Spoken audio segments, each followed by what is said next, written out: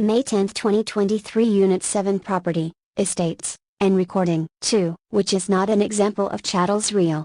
A. Furniture. B. Trust deeds. C. Lease interests. D. Shares in a housing cooperative. Answer A. Furniture. Chattels real. Chattels real are personal property interests that concern real property. Examples of chattels real are leasehold interests, mortgages, trust deeds, shares in real estate syndicates, and shares in housing cooperatives. While real property oriented, they are considered personal property. 3. Which would be classified as personal property? A. Mineral rights. B. An oil lease for 10 years. C. Fixtures. D. Riparian rights. Answer B. An oil lease for 10 years. Personal property refers to movable property that is not affixed to or part of real property. An oil lease for 10 years is an example of personal property because it is a contract that provides the right to explore, drill, and extract oil from the land for a limited time. This contract is a personal property interest that can be bought, sold, or transferred separate from the land itself. 5. Which is not an appurtenance? A. A right of egress. B. Mineral rights. C. Water rights. D. Trade fixtures. Answer D. Trade fixtures. An appurtenance is a right or privilege that is attached to and belongs to real property, and which passes with the property when it is sold or transferred. Examples of appurtenances include easements, rights of way, water rights, and mineral rights. Trade fixtures, on the other hand, are items of personal property that are attached to real property for business purposes but are intended to be removed when the business is no longer operating on the premises. They are not considered to be appurtenances because they are not permanent attachments to the property and are not intended to pass with the property when it is sold or transferred. 6. A new mobile home located in a rental park in 2018 was not attached to a foundation. It would be taxed A. As real property. B. As personal property. C. As a vehicle with fees to the Department of Motor Vehicles. D. With fees paid to the Department of Housing and Community Development. Answer B. As personal property. A mobile home that is not permanently affixed to a foundation and is located in a rental park is typically considered personal property rather than real property. As such, it would be taxed as personal property, and the owner would be required to pay personal property taxes on it. In some cases, if the mobile home is permanently affixed to a foundation and meets certain other requirements, it may be considered real property and taxed as such. However, in the scenario described in the question, since the mobile home is not attached to a foundation, it would not qualify as real property and would be taxed as personal property. Depending on the state, the owner of a mobile home may also be required to pay additional fees or taxes to the Department of Motor Vehicles or the Department of Housing and Community Development, but the primary form of taxation would be personal property tax. 7. Which is a characteristic of an indefeasible estate? A. It cannot be cancelled. B. It can be lost upon a happening. C. It is voidable. D. It is a reversionary interest. Answer A. It cannot be cancelled. An indefeasible estate is an estate in real property that is not subject to being defeated, voided, or cancelled by any known legal claim, demand, or right of another party. Once an indefeasible estate has been created, it is considered to be absolute and cannot be lost or diminished due to any subsequent events or occurrences. In contrast, a defeasible estate is an estate in real property that is subject to being defeated, voided, or cancelled by the occurrence of a specific event or condition. Examples of defeasible estates include a fee simple determinable, which is an estate that will automatically terminate upon the occurrence of a specified event or condition, and a fee simple subject to a condition subsequent, which is an estate that may be terminated at the option of the grantor upon the occurrence of a specified event or condition. An indefeasible estate is not voidable or reversionary. 8. Which statement best describes a fee on a condition subsequent? A. Ownership interest that does not transfer to grantee until something happens. B. A qualified interest that may be lost should something happen. C. A recording charge that need not be paid until the property is sold. D. An on freehold interest. Answer B. A qualified interest that may be lost should something happen. A fee on a condition subsequent is an estate in real property that is created with a condition that, if breached, gives the grantor the right to terminate the estate. This type of estate is a form of defeasible fee, meaning it is subject to being terminated or defeated by the occurrence of a specified event or condition. The grantee in a fee on a condition subsequent has a qualified interest in the property, which means that the estate may be lost if the condition is breached. This is in contrast to an absolute or indefeasible estate, where the grantee has an interest in the property that is not subject to being lost or terminated due to any subsequent events or conditions. A fee on a condition subsequent is a form of fee simple estate, which is a type of ownership interest in real property that may be transferred to a grantee. It is not a non-freehold interest, which refers to an interest in real property that is less than full ownership, such as a leasehold interest. 9. The future interest of a grantor of a life estate would likely be a reversionary interest. B. Contingent remainder interest. C. Vested remainder interest. D. Non-freehold estate. Answer A. Reversionary interest. When a grantor creates a life estate, they give the life tenant the right to use and possess the property for the duration of their life. At the end of the life estate, the property ownership reverts back to the grantor or their heirs. This future interest that the grantor retains in the property is called a reversionary interest. The grantor has an absolute right to the property after the life tenant's interest ends, which means that the reversionary interest is not subject to any conditions or contingencies. A contingent remainder interest is a future interest that is given to a third party, but is only capable of taking effect if certain conditions are met. A vested remainder interest, on the other hand, is a future interest that is given to a third party and is not subject to any conditions or contingencies. 11. Which is a right of a life tenant? A. To refuse to pay taxes. B. To lease the property. C. To convey the interest by will. D. To encumber the reversionary interest. Answer B. To lease the property. A life tenant is a person who has the right to use and possess a property for the duration of their life. While the life tenant has limited rights compared to the fee owner of the property, they do have certain rights that must be respected. One of the rights of a life tenant is the right to lease the property to a third party, as long as the lease does not extend beyond the life tenant's own life. This means that the life tenant can earn income from the property while they are alive, but cannot encumber the property in a way that would prevent the remainderman from taking possession after the life tenant dies. A life tenant does not have the right to refuse to pay taxes, as failure to pay taxes can result in a tax lien being placed on the property, which would affect the rights of both the life tenant and the remainderman. 14. Albert received a life estate and property, but the property had a mortgage against it. Which statement is true regarding this situation? A. Mortgage payments are the responsibility of the remainder interest holder. B. The mortgage nullifies the life estate. C. The life tenant pays the interest, but the remainder interest pays the principal. D. The mortgage payment is split evenly between life tenant and remainder holder. Answer C. The life tenant pays the interest, but the remainder interest pays the principal. When a life tenant is granted a life estate in a property, they have the right to possess and use the property during their lifetime. However, they are also responsible for certain expenses related to the property, such as property taxes, insurance, and ordinary repairs. In the case of a property with a mortgage, the life tenant is generally responsible for making the interest payments on the mortgage, but the remainderman, the person who will take possession of the property after the life estate terminates, is responsible for paying the principal on the mortgage. This means that the life tenant does not have to pay off the entire mortgage, but they are responsible for keeping up with the interest payments during their lifetime. When the life estate ends, the remainderman takes over responsibility for the remaining principal on the mortgage. 16. What is the result when the grantee records a deed that states that it may not be recorded? A. The recordation does not give constructive notice. B. The deed has been voided. C. The title reverts to the grantor.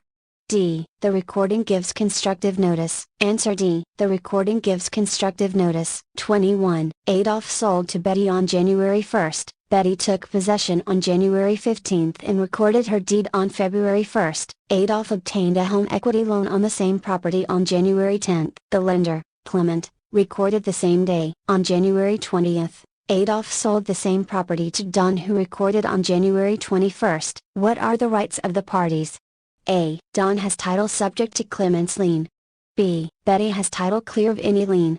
C. Betty has title, but Clement has a valid lien against it. D. None of these. Answer C. Betty has title, but Clement has a valid lien against it. Betty has the strongest claim to the property because she was the first to take possession and the first to record her deed. However, Clement's lien has priority over Adolf's interest in the property because it was recorded before Adolf sold the property to Don. Therefore, when Don purchased the property from Adolf, he took title subject to Clement's lien. This means that Don owns the property, but his ownership is subject to Clement's interest in the property. Note that if Adolf had already sold the property to Betty before obtaining the home equity loan from Clement, then Clement's lien would not be valid because it would be subordinate to Betty's interest in the property. However, in this scenario, Betty had not yet recorded her deed before Clement recorded his lien, so his lien takes priority. 22. A recorded gift deed would not take priority over A. Subsequent recorded deeds for value. B. A prior unrecorded deed given for valuable consideration. C. Subsequent trust deeds. D. Prior unrecorded gift deeds. Answer. B. A prior unrecorded deed given for valuable consideration. Recording does not give priority over prior unrecorded conveyances if the person recording is not acting in good faith or has not paid a valuable consideration. For example, a recorded deed given without consideration, a gift deed, would not give the grantee priority over a prior unrecorded deed or trust deed that was given for valuable consideration. Therefore, for recording to give priority it must be done by a bona fide purchaser, or lender, for value without prior notice of other interests. The courts would consider the adequacy of consideration in determining whether a party is a bona fide purchaser. A person who receives notice of a prior interest at any time before paying the consideration would not be a bona fide purchaser. 23. What would result when Albert deeded to Henry, but Henry inadvertently recorded in the wrong county? A. Albert would retain title. B. Between Henry and Albert, Henry would have title. C. The minor defect on recording would not affect the constructive notice. D. The deed could be voided upon return of consideration. Answer B. Between Henry and Albert, Henry would have title. 24. The county recorder indexes deeds by A. Time received. B. Location. C. Grantors and grantees' names. D. Tax assessor's number. Answer C. Grantors and grantees' names. The county recorder indexes deeds by grantors and grantees' names. Unit 8. Ownership of real property. 5. A single tenant in common may not A. Sell her interest without approval of the other tenants in common. B. Will her interest to her children. C. Use the property without compensating the other tenants in common. D. Give exclusive possession to another. Answer D.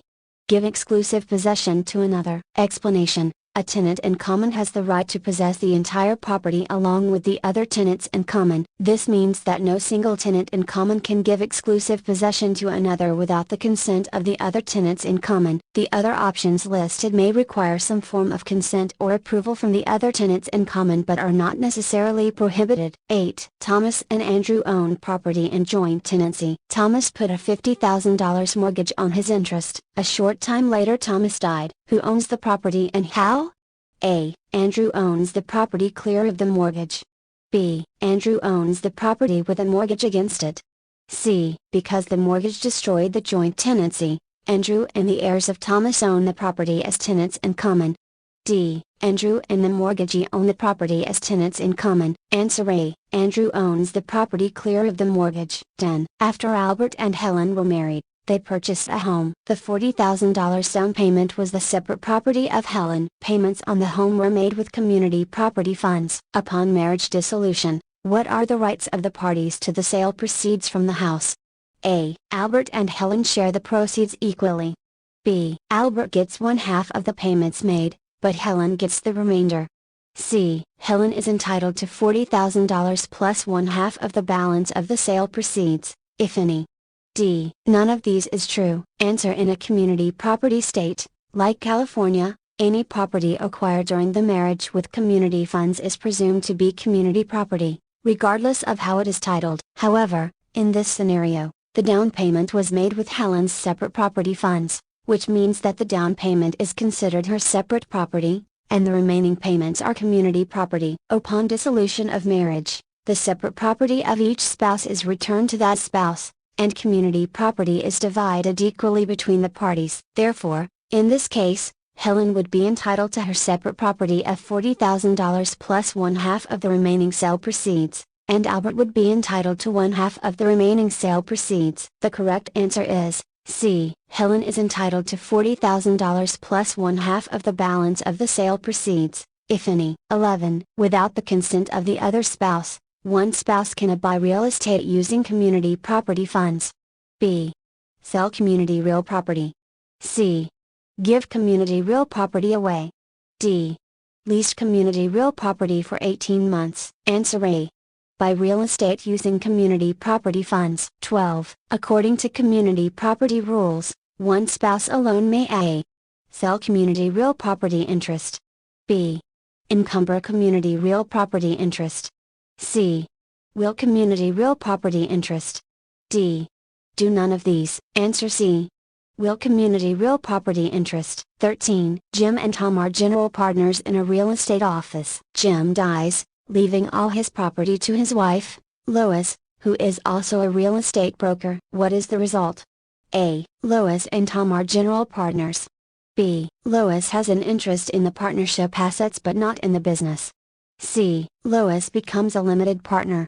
D. Lois has no interest in the business or the assets of the business. Answer B. Lois has an interest in the partnership assets but not in the business. 19. Which is, R, true regarding income tax? A. Partnerships do not pay income tax. B. A disadvantage of corporations is double taxation. C. An S corporation does not pay taxes. D. All of these are true. Answer. Partnerships do not pay income tax and S corporations did not pay taxes are both true regarding income tax. However, the statement A disadvantage of corporations is double taxation is also true. Therefore, the correct answer is D. 20. Rights of occupancy of owners in a cooperative are based on A. A proprietary lease. B. The articles of incorporation. C. The bylaws of the association. D. Individual deeds to each unit. The correct answer is A.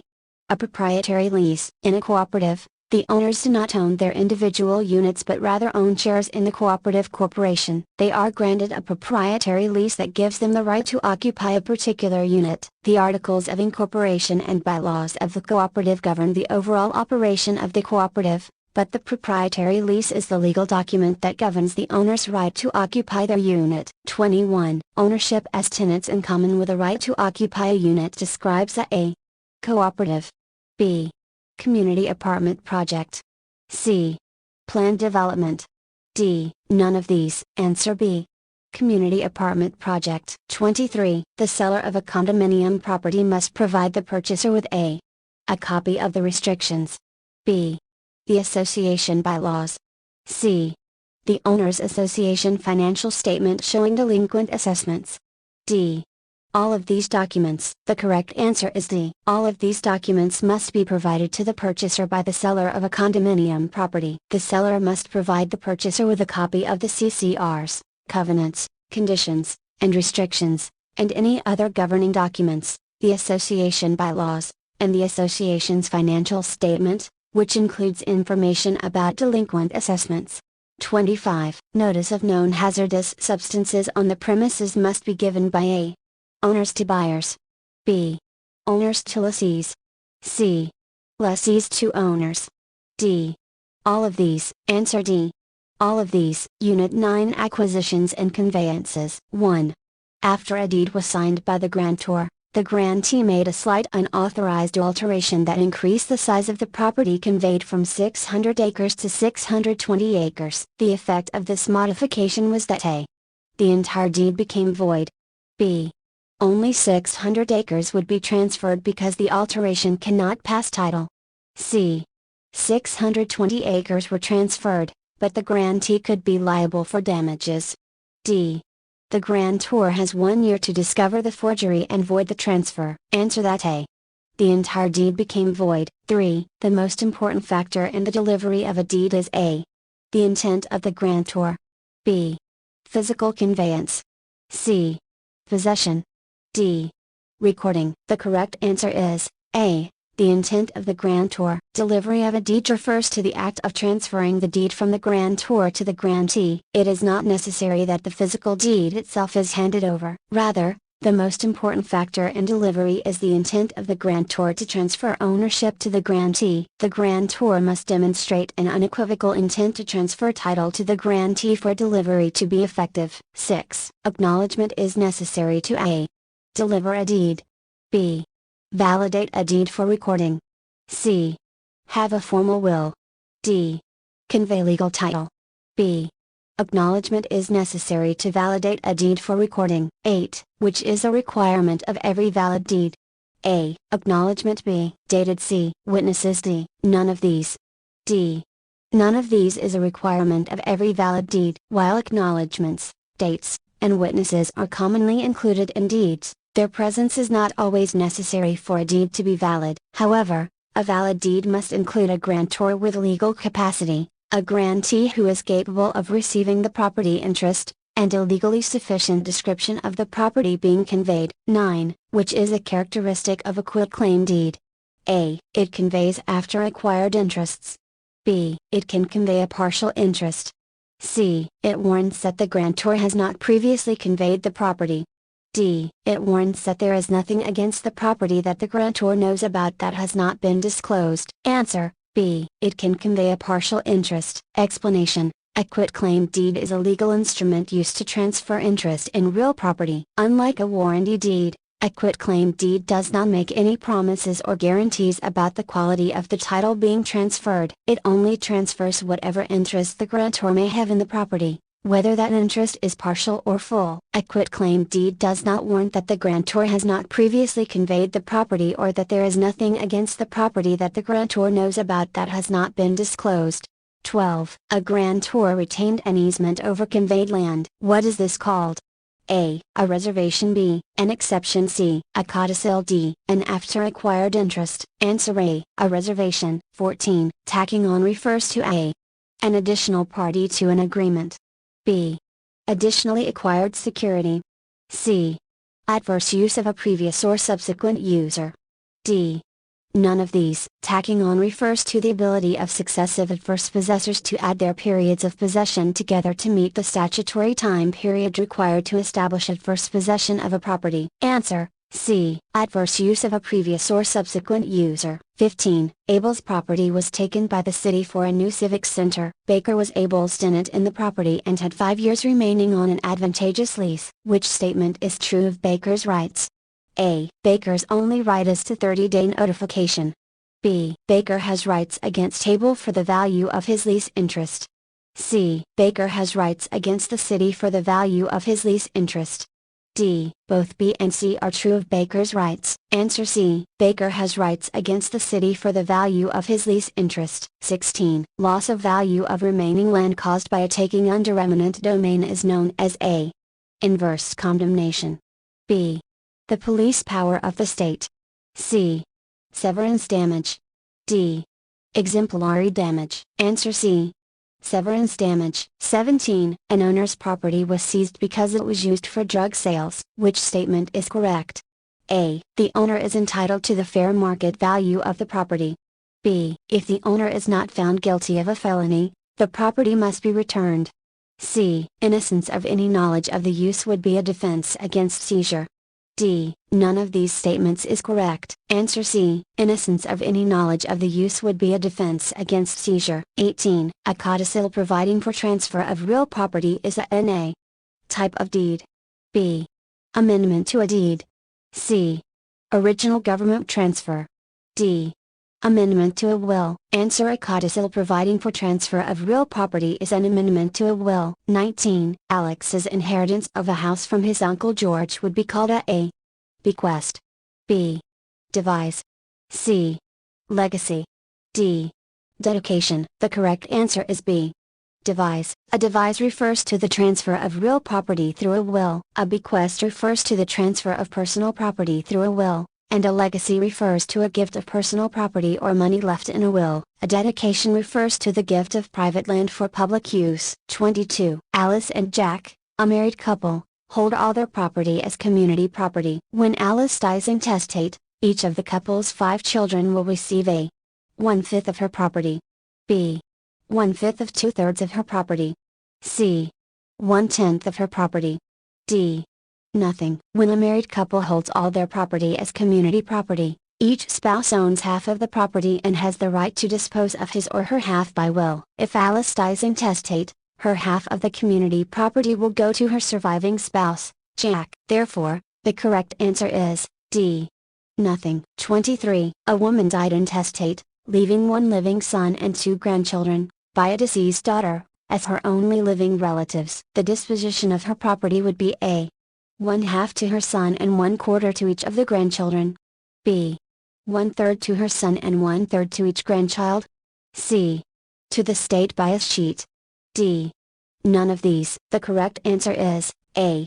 1/2 to her son and 1/4 to each of the grandchildren. When a person dies intestate, without a will, the laws of intestate succession come into play to determine who will inherit the decedent's property. The rules vary by state, but generally, the decedent's property will pass to their closest living relatives. In this case, the woman's son is her closest living relative, so he will receive 1/2 of her property. The grandchildren are the children of the woman's deceased daughter and would take their deceased parents' share by representation. Therefore, they would each receive 1/4 of the woman's property. 24. A will provided that all of an unmarried testator's estate would go to his only child. His child predeceased the testator, but the child left a spouse and 3 children. The estate would A. escheat to the state. B. Pass 1/3 to the spouse and 2/3 to the grandchildren. C. Pass 1/2 to the spouse and 1/2 to the grandchildren. D.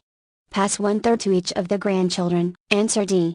Pass 1/3 to each of the grandchildren. Inheritance is by blood. 25. The executor brought a bid of $190,000 to the probate court for approval. The court will not consider late bids less than A. $190,001. B. $191,000. C. $200,000. D. $209,000. Answer C. $200,000. 10% higher on first 10K. 5% higher on remainder.